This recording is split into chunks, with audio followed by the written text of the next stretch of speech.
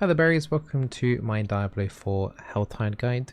If you're new to my channel, then I am making lots of Diablo 4 guides, including my sorcerer build and a bunch of other stuff, so be sure to subscribe to catch all of that. But yeah, today's guide is about Helltides. I'm going to tell you everything about them and how to maximize the amount of loot that you can get from the Helltides.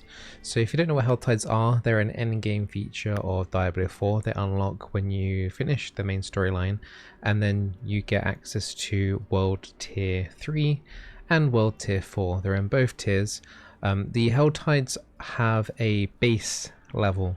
So I believe in Tier 3 it is level 50, and at Tier 4 it is 75. So if you are able to access, like say for example World Tier 4 at like level 60, the mobs in the Helltide will be level 75 like minimum, but as you get closer and closer up to that level, so say for example I am level 80 right now, the mobs in the Helltide are always going to be now like +2 ish, 1 + 1 + 2 levels above me. So there is a little bit of a risk factor of going into this when you're first going in, so I'm going to give you some pointers in terms of getting loot early on, because Helltides in my opinion is the best way to getting loot in the game. I've had lots of unique items drop from Helltides. I've had lots of items that I actually need for designated slots, which I'll go through in a second. But let's just get through into it now, and I'll show you what the Helltide's all about. So there's lots of mobs there, elites, events. You can actually on the map, some parts of the Helltide could actually be part of your tree.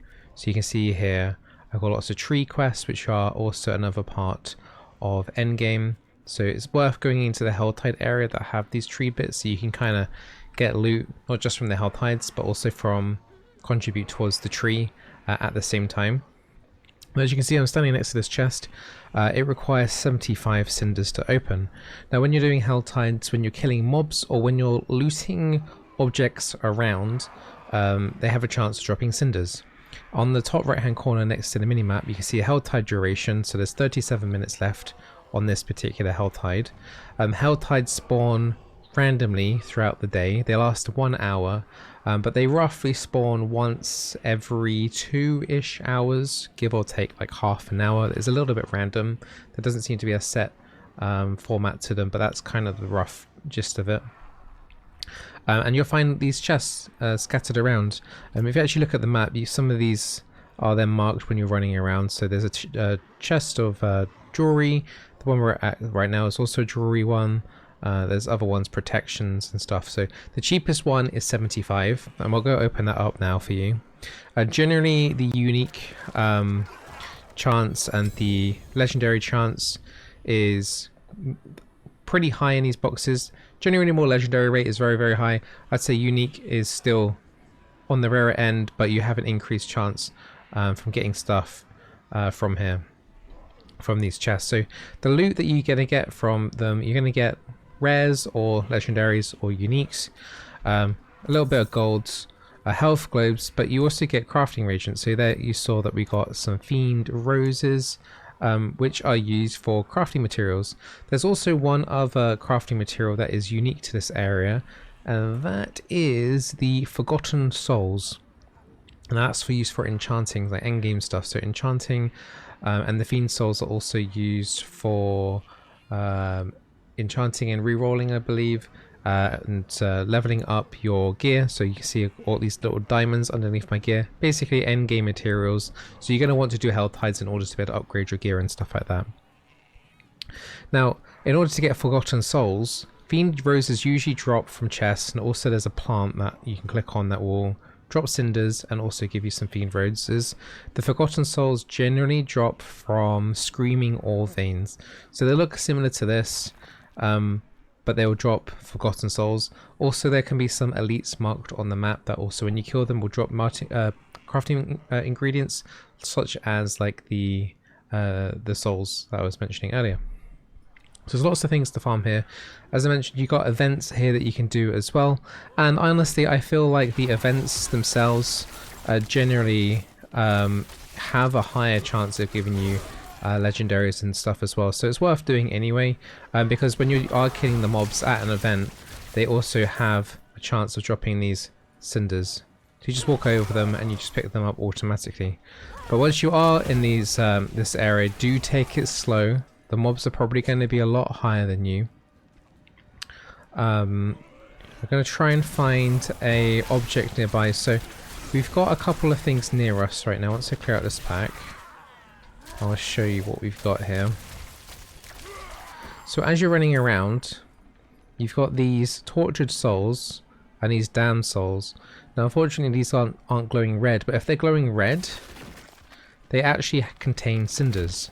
So if you are first starting out in the area and you're not able to clear out the areas as quickly as I am, for your first like kind of item pieces that are probably going to be upgrades for you, you are going to want to click on those ones that are glowing red, because they usually contain around about 5 cinders, and that can add up a lot as you're moving around.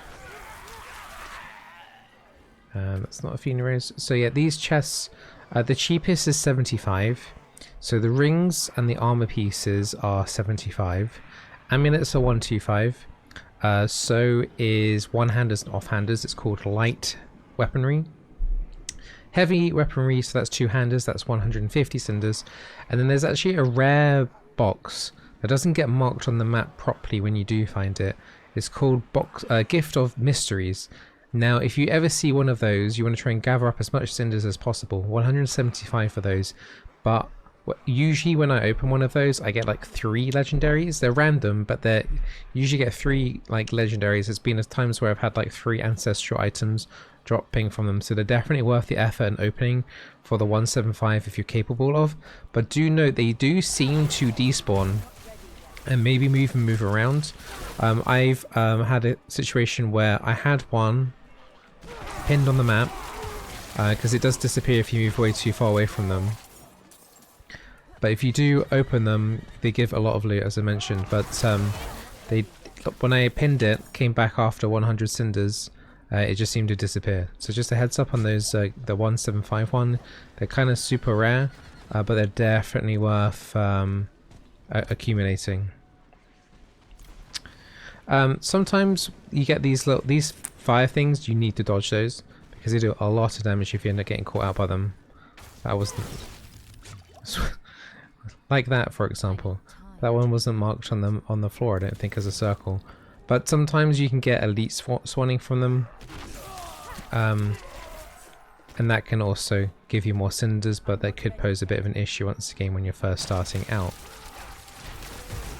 There's one other thing to give you a heads up about. There is a roaming bug elite. Do not bother killing it, just run away. Even when you've got gear, it's not particularly like difficult to handle.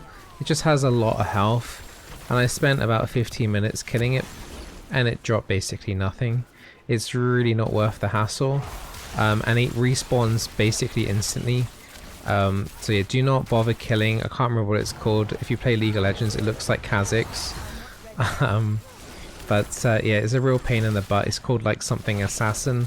Do not bother killing it or engaging with it. If he engages with you, just run away on your mount. He does a lot of crowd control, so that could pose deadly if you are bunched up with a bunch of other mobs. So yeah, do be careful.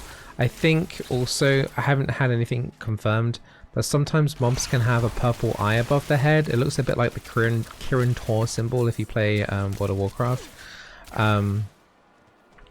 But yeah, if you play WoW, you'll kind of know what I'm talking about. It's like a purple eye above their head. I think if you kill those, it kind of draws the that boss towards you a bit more, and kind of hones in for you a little bit. So do be careful about attacking the mobs with the purple eye. I would encourage you to not bother attacking packs that have that purple eye. It's pretty rare to actually see them, but yeah, it's a right pain having to kind of deal with that. But this is basically the game loop of the Helltide. You're kind of just running around, killing mobs as you go by. Sometimes you'll come across, you know, tree quests if you have them on the map. So right now here I've got a corpse to click on. I'll go click on that corpse and I'll start doing some tree stuff here. Give me some tree credit. But yeah, not a lot to it. It's just, it can be difficult when you're first going in.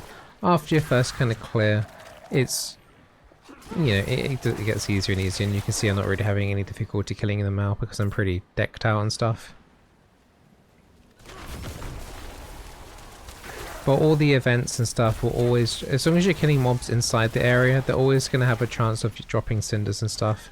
The XP is generally decent as well, considering that the mobs are, you know, generally 1 to 2 levels above you if once you are like leveled appropriately to the area.